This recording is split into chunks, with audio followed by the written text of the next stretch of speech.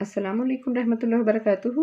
जी हम तजवीद के टॉपिक पे हम क्लास नंबर 16 करेंगे और हम अब तक जितना पढ़ चुके थे हम उनको रिवाइज़ कर रहे हैं और ये हम मदनी कायदा से हम इनको रिवाइज़ करेंगे। और सवाल नंबर है 23। नून साकिन और तनवीन के कितने कायदे हैं और कौन कौन से हैं। हमने बहुत अच्छे तरीके से इस टॉपिक को याद किया था। नून साकिन और तनवीन के 4 कायदे हैं। कौन कौन से हैं? एक है इजहार, एक है इख्फा, एक है इदगाम और एक है इकलाब। 4 कायदे कौन से हैं? इजहार, इख्फा, इदगाम, इकलाब। हम सबसे पहले सीखते हैं इजहार किसको कहते हैं। सवाल नंबर 24, इजहार का कायदा सुनाइए। नून साकिन और तनवीन के बाद, नून साकिन क्या है? जिसके ऊपर जज़म होती है, ठीक है, नून के ऊपर। और जो तनवीन है वो क्या है? दो ज़बर दो ज़ेर दो पेश। इनके बाद हरूफ हलकी कौन से थे? हमज़ा ह, ऐन है, गौन खौ। ये जो हरूफ हल्की हैं इनमें से कोई भी हर्फ आ जाता है तो इजहार होगा। इजहार का मतलब है हमने गुन्ना नहीं करना, सीधा सीधा पढ़ना है। यानी नून साकिन और तनवीन में हम गुन्ना नहीं करेंगे। क्वेश्चन नंबर 25, हरूफ हलकी कितने हैं और कौन कौन से हैं? हरूफ हलकी 6 हैं और वो ये है हमज़ा ह, ऐन है, गौन खौ। सवाल नंबर 26 है इख्फा। इख्फा किसको कहते हैं? नून साकिन और तनवीन, दो ज़बर दो ज़ेर दो पेश।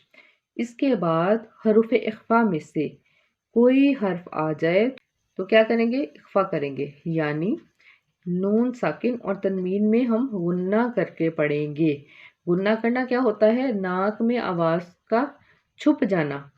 हम इस तरीके से पढ़ें कि आवाज़ हमारे नाक का जो बांसा है इससे बाहर आए, उसको कहते हैं गुन्ना करना। और अब आगे देखें।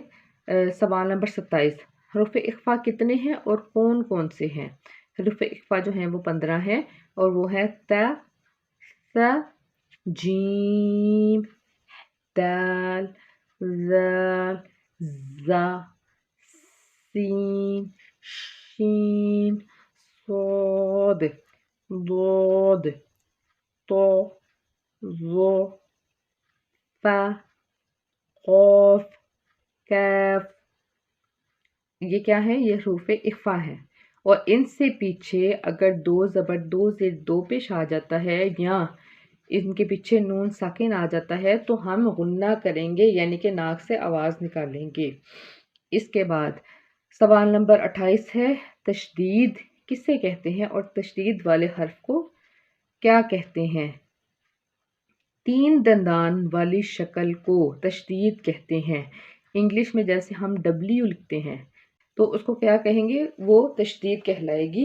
और जिस हर्फ पे तशदीद होगी उस हर्फ को हम कहेंगे ये हर्फ मुशद्दिद है, ये हर्फ मुशद्दिद है, ठीक है।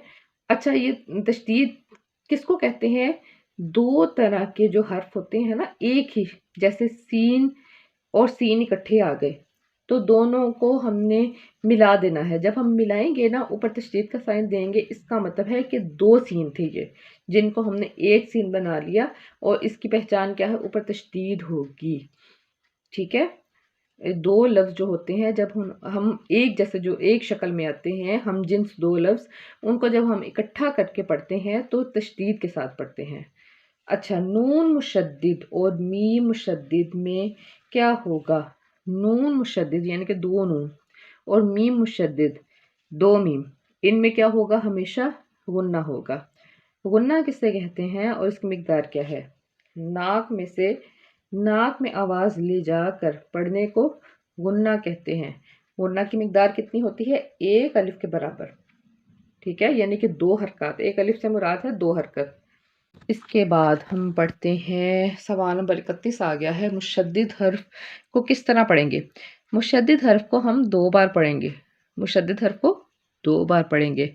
एक मरतबा अपने से पहले मुतहर्रिक हर्फ के साथ मिला के, जैसे हम साकिन हर्फ को पढ़ते हैं, یعنی کہ ساکن کیسے پڑھتے ہیں؟ اگر فرض کیا نون ہے تو نون کے اوپر جزم کا سائن ہے اور اس سے پیچھے زبر ہے، تو ہم کیا کریں گے، پچھلے لفظ کو ملا کے، اور پھر اس کے اوپر اگر ساتھ ایک اور نون ہے اور اس کے اوپر زبر ہے تو کیا کریں گے، نون زبر نہ، اب ان دونوں کو ملائیں تو کیا بن جائے گا، ان۔ اب بات سمجھ لگی، متحرک حرف سے ملا کر پڑھیں گے پہلے والے حرف کو، اور جو دوسرا ہوگا دوسری مرتبہ خود اپنی حرکت کے مطابق ذرا رک کے، یعنی کہ جو اوپر حرکت آ رہی ہوگی اس حرکت کے مطابق پڑھیں گے مگر تھوڑا رک کے۔ اچھا، آگے سوال نمبر 32 ہے، ادغام۔ ادغام کا قاعدہ سنائیں۔ نون ساکن اور تنوین جو دو زبر دو زیر دو پیش تھی، ان کے بعد حروف یرملون میں سے کوئی حرف آ جائے تو ادغام ہوگا۔ ادغام ہوگا کون کون سے؟ اچھا، ان کے آگے کیا ہے، را اور لام میں بغیر غنہ کے اور باقی چار غنہ کے ساتھ۔ ادغام کا قاعدہ جو تھا وہ آپ کو یاد ہوگا کہ 5 حرف تھے جن پہ ہم نے ادغام کرنا تھا۔ آگے اب ڈیٹیل انہی کی بتا رہے ہیں۔ حروف یرملون کتنے اور کون کون سے ہیں؟ حروف یرملون 6 ہیں اور وہ یہ ہیں، یا، را، میم، لام، واو، نون۔ اس میں کیا انہوں نے کہا ہے ابھی، را اور لام پہ ہم غنہ نہیں کریں گے، ان کو ہم ملائیں گے نہیں۔ ادغام کا مطلب ہوتا ہے مکس کرنا، ملا دینا، ٹھیک ہے، ضم کر دینا ایک لفظ کو دوسرے لفظ میں۔ تو را اور لام میں ہم نے غنہ نہیں کرنا، جبکہ باقی جو 4 ہیں ان میں ہم نے غنہ کرنا ہے۔ اچھا، سوال نمبر 34 کیا ہے، اقلاب کسے کہتے ہیں؟ اقلاب کا قاعدہ سنائیے۔ نون ساکن اور تنوین کے بعد حرف با آ جائے، نون ساکن اور تنوین کے بعد حرف با آ جائے تو اقلاب ہوگا، یعنی نون ساکن اور تنوین کو میم سے بدل کر اخفا کر دیں گے، یعنی کہ غنہ کرنا ہے۔ اس کے بعد ہے میم ساکن کے قواعد جو ہیں وہ بتائیں کون کون سے ہیں، کتنے ہیں اور کون کون سے ہیں؟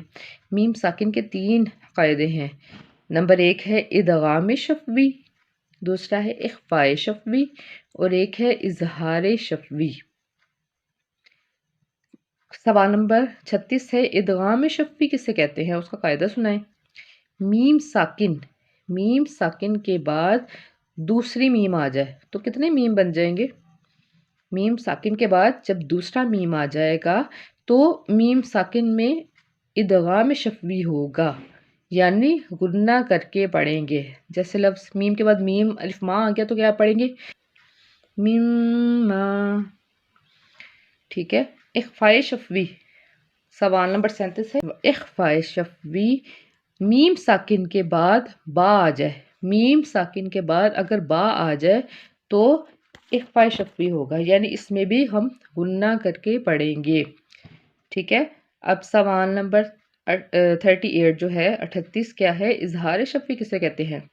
میم ساکن کے بعد با اور میم کے علاوہ کسی بھی کوئی بھی حرف آ جائے تو میم ساکن میں اظہار شفوی یعنی غنہ نہیں کریں گے، یعنی کہ صرف غنہ کن کن میں کرنا ہے، با اور میم۔ اگر میم ساکن کے بعد آپ کو نظر آ جاتا ہے تو ان دونوں کی وجہ سے ہی غنہ ہوگا، باقی با اور میم کے علاوہ کوئی بھی حرف آ جاتا ہے میم ساکن کے بعد تو ان میں غنہ نہیں ہوگا۔ سوال نمبر 39 پڑھتے ہیں، تفہیم و ترقیق کے کیا معنی ہیں؟ تفہیم کے معنی ہوتے ہیں حرف کو پر پڑھنا اور ترقیق کے معنی ہوتے ہیں حرف کو باریک پڑھنا۔ سوال نمبر 40 پڑھ کے پھر باقی ہم انشاءاللہ نیکسٹ ویڈیو میں پڑھیں گے، ان کو اچھے طریقے سے آپ سمجھ لیجئے گا جو آج کی ویڈیو میں تھا۔